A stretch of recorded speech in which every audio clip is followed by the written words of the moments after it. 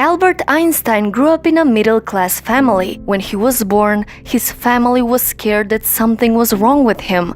He had a very large and misshapen head. But fortunately, within the first few weeks, the shape of his head became normal. But their worries didn't stop there. When he was very young, his parents thought he might be intellectually disabled, because he was very slow to learn to talk and did not speak until he was 4 years old. At that time, he often formed full sentences in his thoughts, but did not speak. He used to practice the sentences in his head or whisper them softly under his breath until he got them right, and then say them aloud. Many people believed Einstein would never succeed at anything. When he was 5 years old, his father showed him a simple pocket compass, and Einstein was fascinated, and that was the beginning of his obsession with science. He also began playing the violin at the age of 6 and would continue to play throughout his life. At school, Einstein was a good student. Most of his grades were high and he was near the top of his class, but mainly because of math and science, so his grades depended mostly on his interest in the subject. When Einstein was only 10 years old,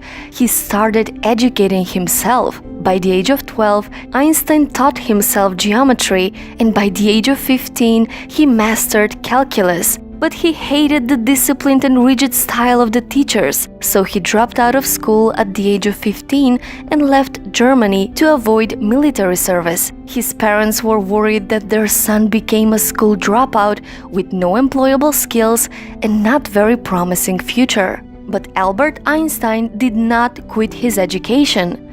He applied to the Swiss Federal Institute of Technology, and believe it or not, he failed the entrance exam. Albert Einstein failed an exam. Well, he wasn't prepared. He excelled at math and physics, but his knowledge on subjects other than that was not good. So he failed the exam and had to take it a second time, and then he was admitted. There he met his future wife, Mileva Maric. She was the only woman among the 6 students in that section. After finally graduating, he couldn't get a job in academia for almost a decade. Every one of his professors knew that Albert was brilliant, but they were also bothered by his rebellious and disobedient side, so they refused to recommend him for various positions, so the academic institutions wouldn't hire him. But young Einstein needed money, so he got a job as a clerk in a patent office. The job was mostly mindless and very easy for Einstein, so he liked the job because he had so much free time to study and research while working there, and he developed his most important theories while working his boring job. He developed the theory of relativity and the world's most famous equation. Einstein was nominated for a Nobel Prize, but did not receive it until 11 years later. Albert Einstein became the most influential physicist of the 20th century. His research changed the world. He wrote hundreds of books and was also a great philosopher, so there's so many things to be learned. I have no special talent. I'm only passionately curious. So follow your curiosity, whatever that is.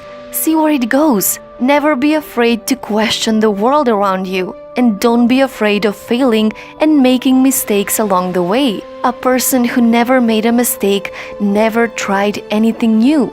Dare to discover and dare to make mistakes. That's what divides successful people from unsuccessful.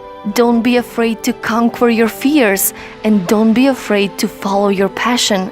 You don't have to be the next Einstein. Be the best you can be. So rise up tomorrow and become a person you would be proud of. The world is waiting for you. So, what's your story?